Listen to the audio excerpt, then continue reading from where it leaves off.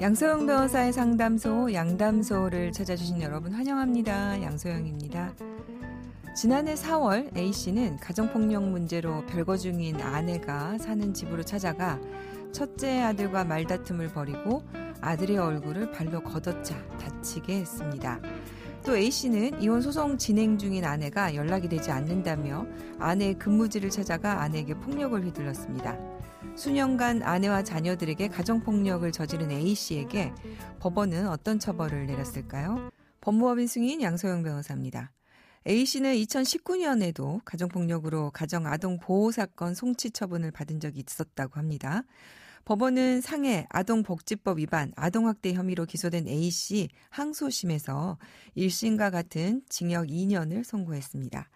1심 재판부는 피해자들을 비롯한 피고인의 가족들, 특히 자녀들이 피고인을 두려워하면서 피고인에 대한 처벌을 원하고 있다. 이렇게 설명을 했고요. 개별 범행의 죄질도 상당히 무겁지만 일단 피고인의 가정폭력 자체가 상당 기간 반복적으로 이뤄져 온 것으로 보인다. 피고인의 재범 위험성도 매우 높다고 판단된다면서 징역 2년의 실형을 선고했습니다. 이와 같은 판결에 불복한 A씨는 형량이 무겁다며 항소를 했지만 2심 법원은 받아들이지 않았습니다. 2심 재판부는 피고인이 과연 진심으로 반성하고 있는 것인지 의심이 들고 이 법원에 이르기까지 피해자들로부터도 용서를 받지 못했다라고 하면서 A씨 항소를 기각했습니다. 이와 관련해서 최근에는 가정폭력이나 이런 부분에 대해서 문제가 있는 보호자가 자녀들에 대해서 주민등록과 관련해서 정보를 요청을 해도 이에 대해서 공개하지 않도록 하는 규정까지 마련이 됐는데요. 사실 가정폭력의 문제는 굉장히 심각하고 이와 관련해서 지속적으로 이게 피해가 점점 더 커진다는 특징, 비밀리해진다는 특징 때문에 이게 노출이 되는 경우에 이에 대해서 처벌이 무겁게 될 필요성이 있습니다. 그래야 어쨌든 가정폭력이 조금이라도 좀 줄어들지 않을까요? 그치지 않는 가정폭력 문제, 개인의 문제로 하시지 말고요. 모두들 관심을 가지고 옆에 있는 분들이 이런 문제를 겪고 있다면 도와주시면 좋을 것 같습니다. 화나고 답답하고 억울한 당신의 법률 고민 함께 풀어볼게요. 오늘은 이현지 변호사님과 함께 하겠습니다. 변호사님 안녕하세요. 안녕하십니까. 이현지 변호사입니다. 오늘도 자세하고 친절한 상담 기대해 볼게요. 결혼생활 30년 동안 남편은 제멋대로였습니다. 한 달에 한 번 최소한의 생활비만 던져주고는 외박을 일삼고 가정을 돌보지 않았죠. 그나마 남편이 집에 오지 않는 날들이 편한 날들이었습니다. 집에 있는 날은 저와 아이들을 향해 폭언을 일삼고 술이 과한 날은 손찌검도 했죠. 저는 물론이고 아이들까지 남편의 폭언과 폭력이 두렵고 또 지긋지긋한 30년을 보냈습니다. 장성한 큰아들은 당장이라도 아버지와 헤어지라면서 적극적으로 이혼을 권하고 있습니다. 하지만 남편은 이혼 이야기만 나오면 손이 올라오고 귀를 닫아버려 도무지 대화가 되지 않습니다. 저 역시 더 늦지 않게 이혼을 진행하고 싶은데 힘든 상황입니다. 아들은 본인이 나서서 이혼을 진행하겠다고 아버지를 찾아가 싸우기도 합니다. 폭력적인 남편이 무서워 주저하는 엄마를 답답해하며 아들이 적극적으로 이혼을 진행시키는데 이대로 이 상황을 두어도 될까요? 네, 30년입니다. 30년 동안 가정폭력에 시달렸다는 분이신데요. 사연을 읽으면서도 저도 굉장히 안타깝고 답답했어요. 아들은 아마 엄마에 대한 마음이 더 하겠죠. 그러니까 이제 본인이 직접 나서서 이렇게 해결을 하려고 하는데 이현지 변호사님 어떤가요? 자녀들이 이혼을 이렇게 개입을 하고 그 과정에서 모두 다 상처를 받고 하는 경우가 많이 있죠. 네, 그렇습니다.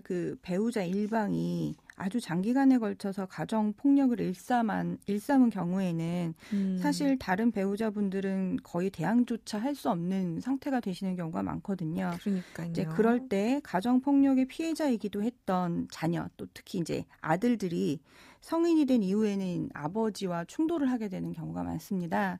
그래서 이제 지금 사례처럼 아버지에게 이혼을 요구하면서 어머니 대신 이제 그 대항을 하게 되시는데요. 제가 맡은 사건 중에 몇 건에 실제적으로 이렇게 아들이 이혼을 적극적으로 추진을 하시는 과정에서 결국은 이제 아버지와 폭력 사태가 벌어지는 경우가 몇 건 있었습니다. 네. 그런데 이제 아들은 젊고 아버지는 나이가 들다 보니 그 폭력 상황에서 결국 아버지가 더 다치게 되시는 경우가 더 많죠. 그러면 또 아들이 형사처벌의 대상이 되거든요. 이제 존속에 네네. 대해서 상해를 하는 거니까요. 네네. 그러면 이제 어머니 입장에서는 그런 결과를 바라셨던 게 아니신데 이제 아들까지도 이제 그런 처벌의 대상이 되시니 더 속상하신 거죠. 그래서 그런 경우일수록 오히려 좀 법의 도움을 받으셔서 이혼 소송을 통해서 이제 좀 이혼을 하시고 또 접근 금지라든가 이런 걸 통해서 본인과 자녀들에 대한 보호를 좀 하시는 게 오히려 이런 경우에는 더 적절해 보입니다. 그러게요. 그 오죽이나 답답했으면 얼마나 힘들었으면 그랬을까 싶은데 저희도 이제 이렇게 상담을 하다 보면은 자녀분들이 그냥 답답해가지고 한숨을 쉬면서 부모님을 모시고 오는 경우가 종종 있어요. 이럴 경우에 이제 실제로 소송에서는 뭐 좋은 영향이 될 수 있을까요? 그 지금 사례와 같은 가정폭력은 약간 그 다른 부분으로 하고 이제 그 다른 사유로 이혼을 하시는 경우에 사실 이혼은 부부가 신분관계를 정리하는 것이지 자녀와 부모의 관계까지 악화되는 것은 아니다라는 것이 법원의 중요한 기준이거든요. 네. 그래서 따라서 이제 성인이 된 자녀들이라도 뭐 가정폭력의 피해자 분들이 아니라면 일방의 부모를 위해서 이혼 소송에선 진술서 등을 제출하는 부분에 있어서는 법원이 자제를 요청하기도 합니다. 그렇죠. 네. 그리고 또 이제 부모 입장에서 자녀가 한쪽 편을 들면서 이혼 이야기를 하고 특히 재산에 관한 이야기까지 이제 자녀들이 하기 시작하면 이제 제3자가 개입하는 것보다 더 감정적이 되시고 격분을 하게 되는 경우도 많으실 수밖에 없다고 생각을 합니다.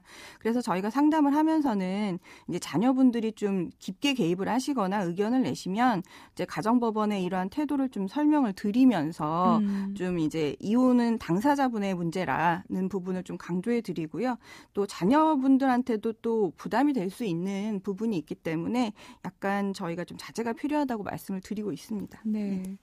그 사실 이제 그 당사자의 문제는 당사자가 결정하는 것이 맞겠죠.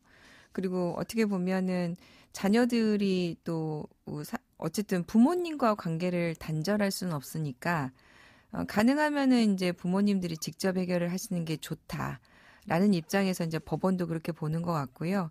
아들, 딸까지 이제 끼어들어서 관계가 더 악화되는 것은 이제 막고 싶다는 것이 이제 법원의 기본 입장인데, 지금처럼 이제 이 사연은 조금 다르긴 합니다만, 우리 사연은 이제 어머님이 이제 워낙 결정을 못 하시니까 자녀가 어머님을 돕기 위해서 나선 건데, 이제 그런 케이스 이외에 일반적인 경우는 자녀들이 나서는 것이 꼭 도움이 되는 것은 아니다. 이렇게 설명해 주신 걸로 이해하면 될까요? 네, 그렇습니다. 네. 근데 변호사님, 이런 케이스가 있었어요. 그 부모님이 재산이 많다 보니까요. 사실은 가정폭력을 휘두른 가해자인데 자녀가 그 가해자 편을 들어가지고 피해자인 어머니가 굉장히 막 정말 상처를 더 크게 받았다고 이렇게 상담해 오신 경우도 있었거든요. 이런 케이스처럼 자녀들이 조금 그릇된 목적을 가지고 부모님에게 개입하는 그런 케이스도 있지 않습니까? 예, 사실 이제 그 부모님이 이혼을 하면서 재산 분할을 하게 되면 네. 재산의 규모가 큰 경우에 자녀분들 중에 이제 상속 문제라든가 징여를 좀 생각하시고 그렇죠. 일방 부모님의 한편을 드는 경우가 있습니다. 사실 그것이 현실이고요. 그래서 이제 그런 경우에는 오히려 이제 그 피해자 분 쪽이 아니라 가해자 이제 부모의 편을 들면서 상황이 더 악화되는 경우도 있었습니다. 그러니까요. 그러니까 그런 일이 없었다고 자녀가 진술서를 내버리니까 정말 상처를 받으시더라고요. 네네. 그래서 아마 이제 법원은 가능하면 자녀들이 이혼 소송에 개입되는 거를 이제 원하지 않는 것 같은데 변호사님이 진행했던 사연 중에서 자녀들이 정신병원에 부모님을 입원시킨 케이스도 있었다면서요?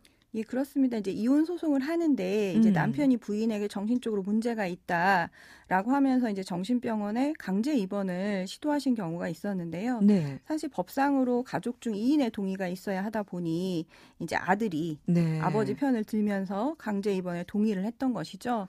그런데 알고 보니 이제 그 어머니에게는 정신적인 문제가 없었고 네. 이제 그 과정에서 결국 아들과 아버지는 법적 네. 처벌을 받았습니다. 저희가 근데 상담을 하다 보면은 내가 가정폭력을 30년간 어쨌든 당했는데 그래도 이혼을 안 하려고 증거를 모으진 않았다. 이제 그런 케이스 같은 경우에는 이제 어쩔 수 없이 자녀들이 그런 사실을 알고 있기 때문에 진술서를 내는 경우도 있고 하는데요. 그런 경우는 많이 있습니까? 예, 그래서 말씀하신 대로 이제 법원은 자녀, 특히 이제 미성년 자녀의 진술서가 필요한 경우가 있습니다. 특히 이제 자녀에 대한 아동 학대가 있었거나 네. 가정 폭력의 피해자로서 이제 자녀들이 진술을 해야 될 때가 있는데요. 그래서 이를 증거로 인정은 하시지만 네. 그 제출을 할 때 타방 부모와의 관계도 생각을 해서 그 진술서는 비공개 로 이제 제출을 받으시거나 네. 뭐 하는 방법으로 신중을 기하도록 하고 있습니다. 네. 일단 사연으로 돌아와서 보면 어쨌든 폭력적인 남편이 무서워서 주저하는 엄마를 위해서 아드님이 지금 나서고 계시는 부분이 있는데요. 어쨌든 우리 아드님이 이제 더 속상하시지 않도록 어머님이 조금 결심을 하시고 직접 진행을 하면 어떨까 싶어요. 또 아들이 그러니까 우리 이현지 변호사님 상담을 종합적으로 생각을 해보면 어머님이 직접 진행하시는 것이 더 좋지 않을까 하는 생각이 들고요. 또 아드님도 이거를 직접 진행하는 것도 본인에게 또 상처가 될 거예요. 그죠? 네, 오늘 안타까운 사연 이현지 변호사님 같이 해주셨는데요. 친절한 도움 말씀 감사합니다. 네, 감사합니다. 양소영 변호사의 상담소 양담소는 내일 또 문을 엽니다. 끝곡 토이의 리셋 들려드릴게요. 양소영이었습니다.